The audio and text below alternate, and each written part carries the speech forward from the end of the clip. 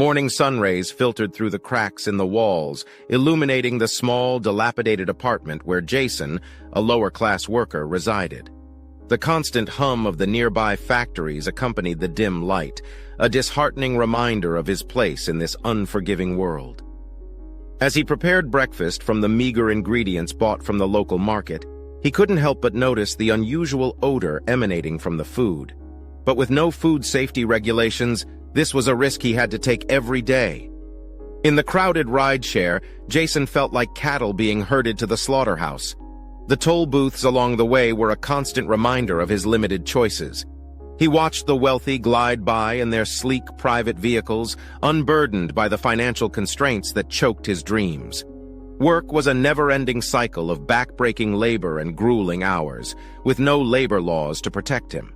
The factory, a hellish landscape of malfunctioning machines and hazardous conditions, became his prison. He longed for a respite, but his meager income offered no comfort. The whispers of his co-workers about a fellow laborer who had fallen ill after consuming contaminated food sent shivers down his spine. Afternoon arrived, and Jason trudged back home, worn out by the day's labor.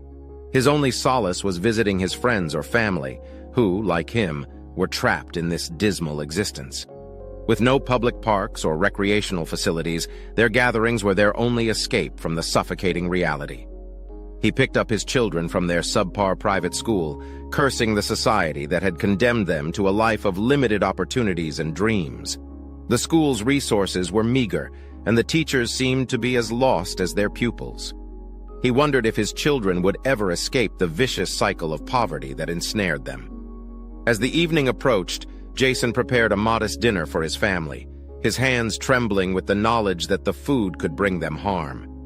He wished he could provide more for them, but the luxuries of life were reserved for those with wealth. Darkness crept into their neighborhood, bringing with it a sense of unease. Without access to private security services, they were left vulnerable to crime and danger. The lack of public emergency services haunted Jason's thoughts as he listened to distant sirens wailing through the night.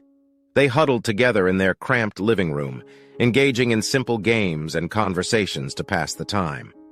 The laughter of his children momentarily lifted the weight off Jason's chest, but the grim reality of their situation was never far from his mind. In this unforgiving, capitalistic society without taxes or public services, the lower-class individuals like Jason were left to navigate a minefield of challenges and risks. Their daily lives were marred by limited access to essential services, heightened risks to their health, and insurmountable barriers to social mobility. As the night wore on and the first light of dawn approached, Jason lay awake, tormented by the knowledge that tomorrow would be yet another day of struggle and despair.